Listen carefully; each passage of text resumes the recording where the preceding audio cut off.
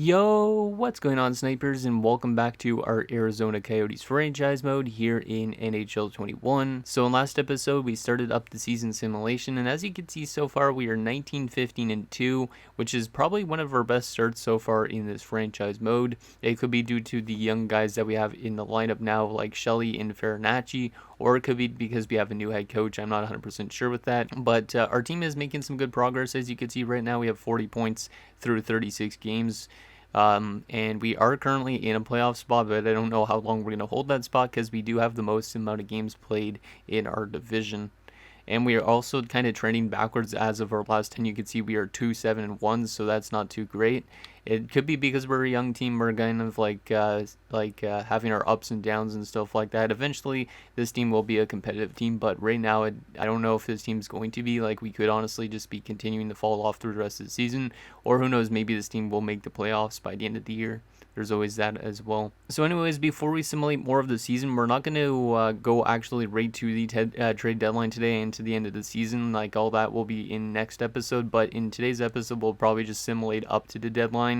That way we kind of have a little bit more simulation so we could see how this team is before we actually try and see if we want to contend or not. Because I think for us, basically, that it's kind of up in the air, because we could honestly contend if we want to, or we could try and go back into a little bit of a rebuild for another year, and the next year we could try and contend. So it doesn't really matter which direction we choose, but that will probably be the question we have going into next episode. But anyways, before we start simulating and stuff like that, we do have quite a few comments to go over. So the first one is from Mike Garbrandt. He says, "Resign Jake, trade finder Lawrence." So he wants us to see what we could get for, or what we would have to give up to get somebody like Lawrence, who was a top 6 forward prospect that we could have drafted, but we went with a defensive prospect instead.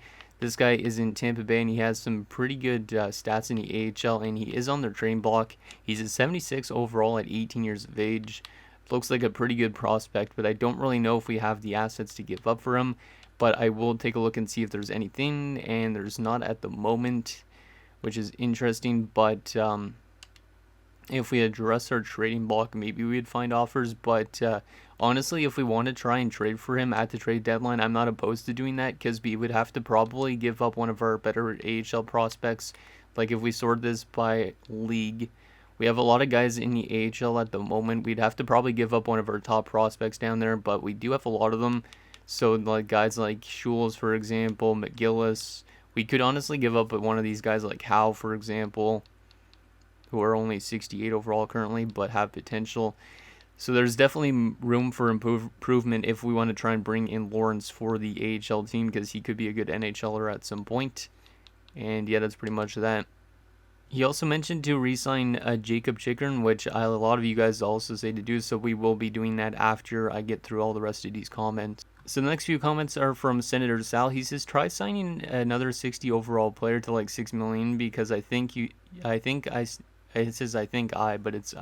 still have a lot of cap," which, if we look at our contract situation, yeah, we still have $20 million, so we could technically, if we want to, just sign a random AHL guy.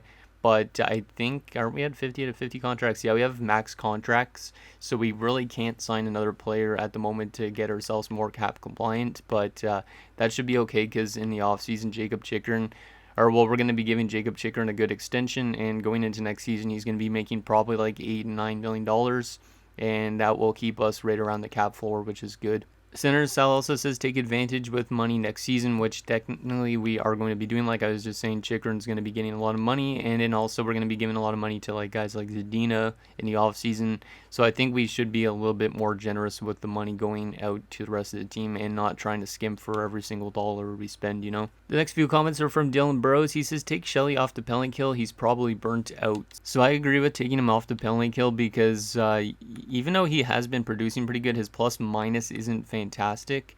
But I think it would be good for him to not be playing too much, because obviously we want him to be kind of more growing in a sense, and I don't know if he's going to get a chance to grow on the penalty kill yet. Eventually I would like to play him on the penalty kill because of the fact that he does block shots, but for right now I'm going to take him off the penalty kill, because he is on the power play and all that stuff too. So I think instead we could put maybe like Ponomarev there. I don't know, because Ponomarev's a two-way forward, or wait, Maybe I'll put Christian Fischer, actually. Yeah, Christian Fischer might make more sense. Yeah, there you go. We'll throw Christian Fischer on the penalty kill, and that is one of our roster moves we're going to do before we start simulating.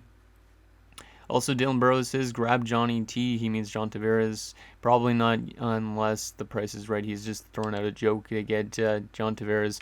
But, yeah, I'm not getting John Tavares. But just for fun, let me just see what John Tavares would take to get. And nothing. Okay. I expected that.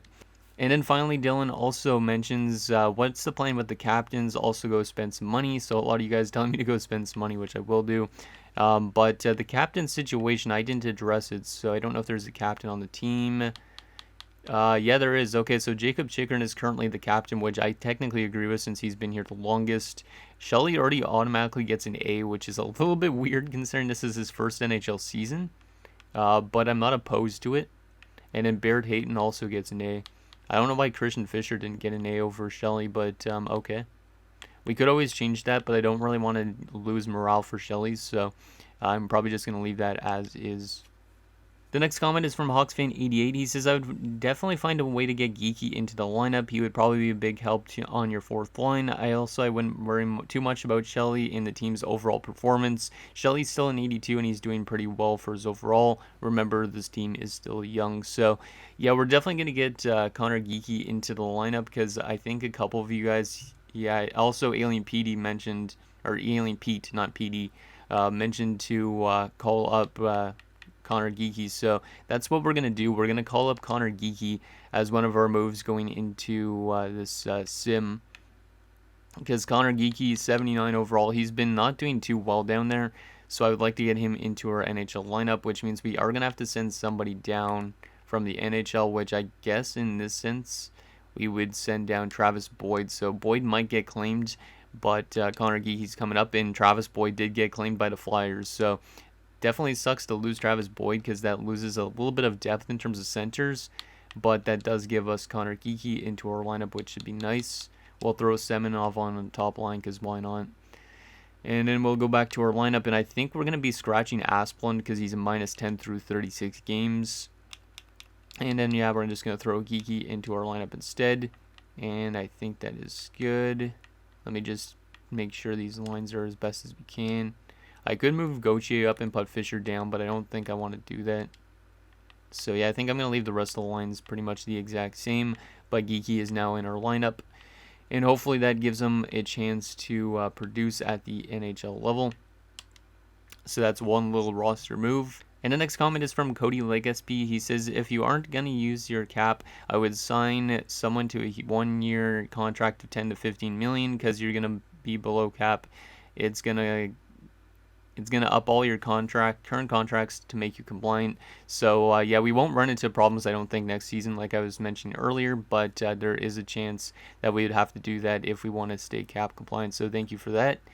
And, yeah, so Alien Pete pretty much just mentioned what I was saying about calling up Geekie, and he said also, like, if we weren't going to call him up, pretty much just to play him on, like, power play lines and all that stuff in the AHL. So yeah, we called up Geekie anyways. And then finally, Zach Hall says that we should trade Chikrin for younger defensemen that are either ready or close to being ready, which I don't really think I want to move Chikrin because Chikrin, I think, is a big piece of this team, and if we got rid of Chikrin, we really don't have a great defensive core.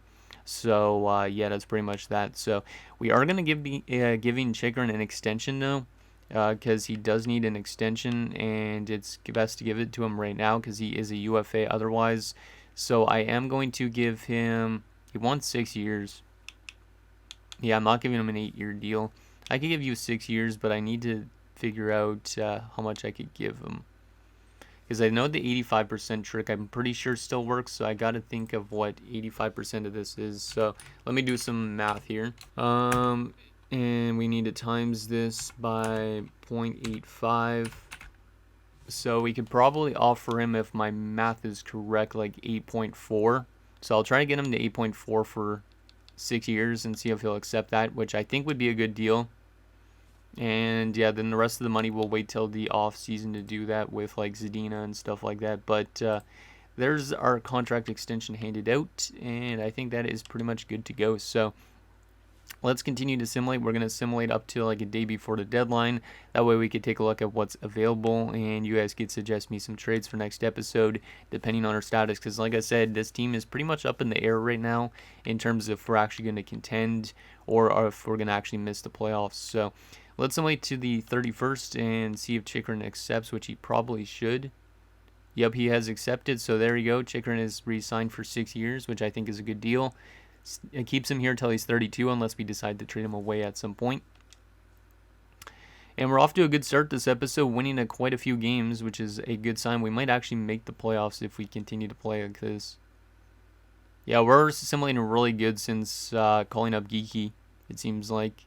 And then also making that one line change with taking Shelly off the penalty kill. So JJ Moser's been injured. We'll just go replace player because that doesn't matter too much, even though that is the AHL team. Not going to take a look at those trade offers yet. Kudobin on waivers. No thank you. Don't need a depth goaltender. Couple losses as of late, which isn't good. And multiple players are back in the AHL, which means we are going to take out... Or we're going to throw in Moser. And who was the other one that's back? That was scratched. Mayorov, I think it was, right? Yeah, because Mayorov's one of our prospects. So, who was it that I had out of the lineup? Might have been... I don't know who it was, honestly. Yeah, I honestly don't know who it was. That's the only thing with having a lot of EA-generated guys in the AHLs. I don't know which one I took out. Oh, well. But Braden Tracy is an 80 overall now, so he might end up getting called up at some point this season as well, because our AHL team is looking pretty damn strong down there. So we're now 27, 21, and 3. We have suffered quite a bit of losses as of late. We did start off the month, though, pretty good. So once again, we're kind of being like back and forth between winning and losing. And we're only 4 points up on the Preds now. So the Preds are trying to catch us. And we do have 3 more games played than them. So we're kind of in a bad situation with the Preds. But in terms of the entire... Yeah, we're pretty much in the last playoff spot in terms of our division. We're not in a wild card spot either. We're close to a wild card spot, though, so that's a good thing. Okay, let's continue to simulate. See if this team could start winning more games, because it seems like we win a bunch of games, then we lose a bunch of games. But then again, it's like I was saying, it's a young team, so we shouldn't worry too much if we miss the playoffs this year. But so far, it's been pretty good with this new head coach, I'd say, by comparison to the other head coach. There's a couple more losses, which kind of sucks, but there's a win over Buffalo, a loss to Calgary, and another loss. Yeah, we're kind of trending backwards as of late, which is not good. We're probably out of a playoff spot now because of that stretch. Yeah, we have 60 points. The Preds have 64, and they've played one more game than us now, which is interesting. But we are like 8 points back of a wild card spot, so the best odds we have to get into the playoffs are beating teams like the Preds and the Wild, who are also right on our ass. So I don't know if we're going to actually be a competitive team down the stretch, or if we're going to make the playoffs, because it doesn't seem like we're scoring enough goals, because Keller's leading us with 44 points this year. So I think, yeah, we're just having some, we're showing our age pretty much for this season. Let's go to the 8th, a day before the deadline, just so we can take a look at some player stats and all that. But there's 2 wins in a row. There's 3 wins in a row. A loss. Okay. Yeah, this is a very streaky team. Nybeck wasn't ever injured, was he? Just got to make sure. No, he wasn't. That AHL team is filthy, though. Okay, so we are 31, 27, and 4 a day before the deadline, which means pretty much it's up in the air on what we want to do in next episode in terms of what we want to trade for. Do we want to get rid of some of the veterans that have been here for a while that are on one-year deals? Or do we want to try and be a competitive team and make the playoffs? Because we have 66 points. We could still beat out the Preds. The Wild, though, are still really close to us. It's a pretty tight race for the most part in our division, but the Pacific is really, really good. Like, the Golden Knights are not even in the playoff spot with 71 points, which would be 3rd place in our division. So, yeah, it's pretty nuts. Let's take a look at our player stats and all that stuff so far for the season and team stats. And then we'll take a look at what's on the trading block and stuff in case we want to make some trades. But currently, in the entire league, let's take a look at where we're sitting. It's probably like 15th or so, right? Yeah, we are at 18th in the league. we are scoring 2.9 goals per game, which is not good. It's not the worst in the league, but we are still not scoring a lot. We're kind of like around mid-table, which is kind of a surprise, to be honest. And we're allowing a little bit more than we're scoring, 3.02. So we might be of a stronger defensive team than offensive at the moment. But we are still looking like around the mid-table, or actually near the bottom of the league in terms of goals against. Power play percentage is also still struggling, 13.1%, so we might need to rework our power play unit down the stretch if we want to make the playoffs. And then our penalty kill has still been really good this season so far, which is kind of a surprise, at 85.6%. 2 short-handed goals. We're 15, 12, and 2 on home ice, 16, 15, and 2 on the road. And we're 4 and 6 in our last 10. Okay. Let's take a look at those player stats so far.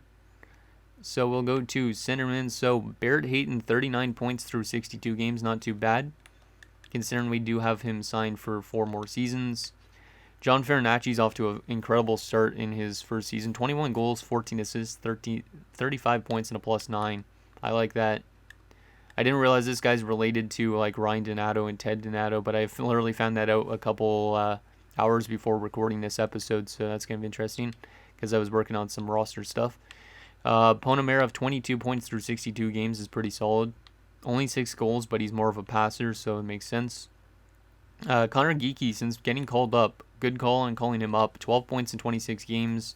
Really liking that so far, and he's shooting 16%, so that's really good too. He's also got 2 game-winning goals already too. Asplin's been scratched since last episode. Keller, 47 points through 62 games. Not too bad. Zadina, 41 points in 62 games. Liking that. And yeah, hopefully we could give him a decent contract that he's not going to want too much for, but he's definitely having a better year than he did last year in Detroit. We go to Tyler Agostino in his second season, 39 points through 62 games, up to an 83 overall now. And yeah, he's definitely going to pass his point total from last year. Probably not his goal total, or maybe his goal total, but he isn't scoring as much, but he does have a better shooting percentage, so maybe he will. So that's good. Dylan Genther, 20 points in 62 games, a -9, so he's still a little bit of a defensive liability, but he is putting up points and scoring a decent amount of goals. Not too bad. I believe he has, 1 more year left on his ELC.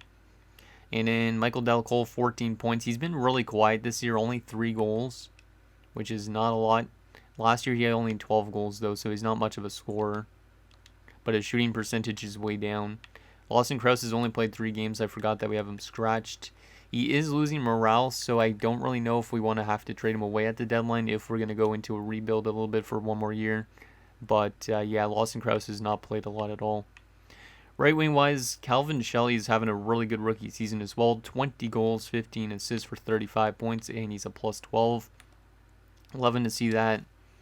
20 goals in his first NHL season. He's up to 25 goals in his 67 games and 40 points so far. His shooting percentage is still way down, but obviously in 5 games, getting 5 goals is ridiculous though. And when you play more games, you're going to get more shots. So he's got 171 shots so far, which means he's averaging almost 3 shots a game, I think, if my math is correct. And then also he has 28 hits, 22 block shots, and he's got a lot of giveaways at the moment, but hopefully he can clean that up in future years once he develops a little bit more. Julian Gauthier, 30 points in 59 games. If we're going to go back into a rebuild stage for a little bit, Gauthier will be trade bait, I think. He's having a really good year, and he's only playing like 4th line minutes in power play time, but I think he would probably have his value go up a little bit. And then Christian Fischer, 18 points, -15 now, which is not great. So it seems like more of our bottom 6 has been struggling in terms of keeping the puck out in the net. And then defensively, Chychrun, 44 points through 62 games is pretty good. Connor Timmins, 25 points. Soderstrom, 24 points, and even 0, which is a lot better than he was last year, where he was a -24. Samorukov, 20 points is pretty good. Yoki Haru, 15 points.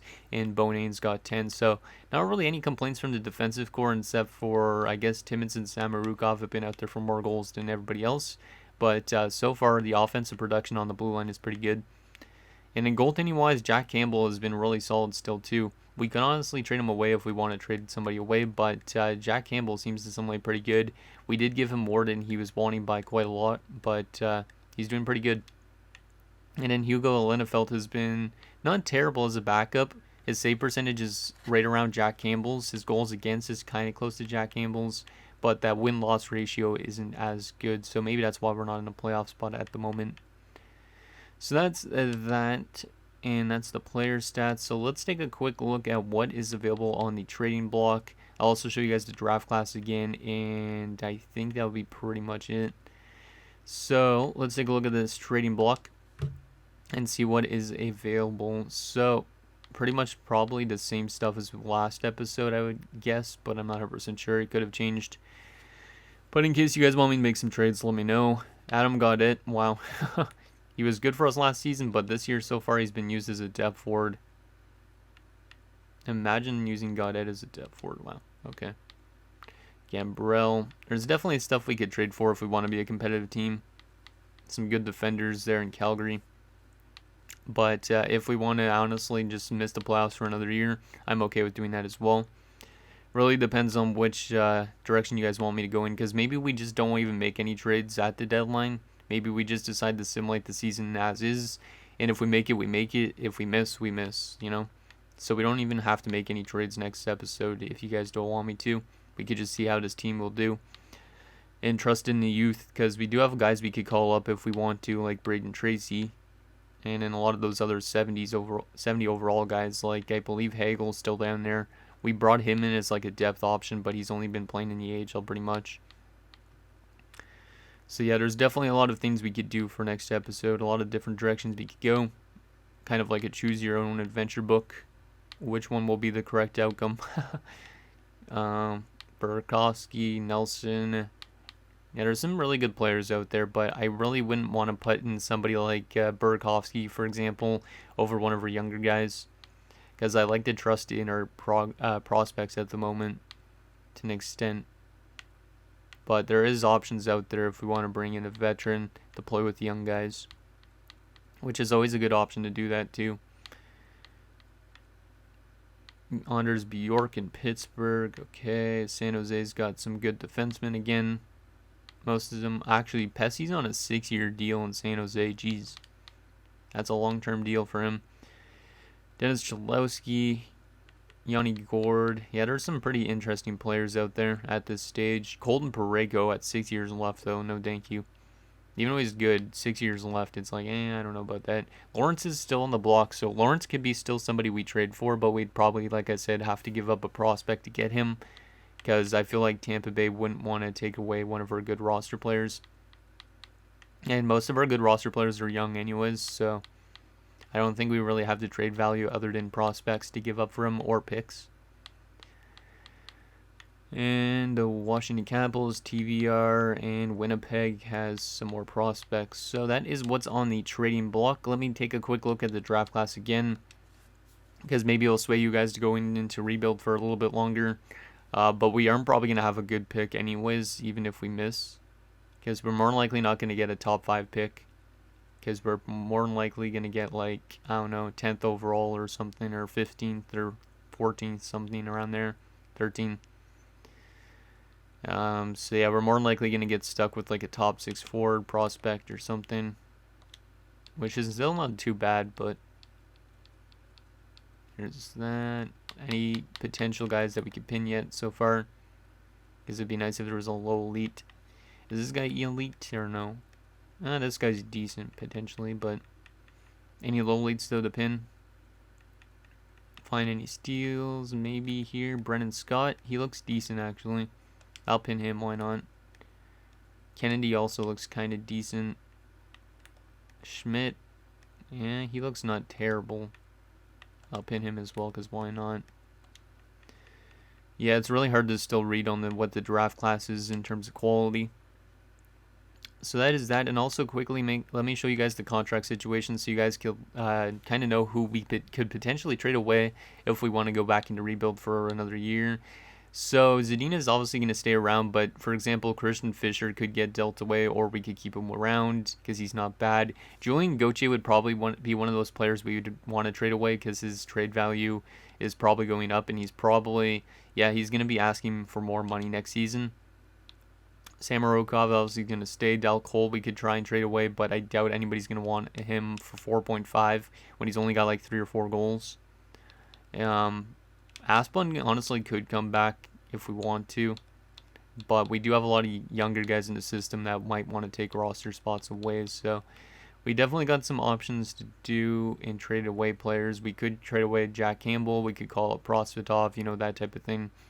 So anyways, guys, that's going to do it for this episode of our Arizona Coyotes franchise mode. So in next episode, we'll have the trade deadline and decide our direction we want to go with for the rest of the season, whether that be trading away players, whether that be bringing in players, or maybe not even trading players. Maybe it's just simulating the rest of the season and seeing how this young team performs. So let me know what you guys think down below, and I'll see you guys next time.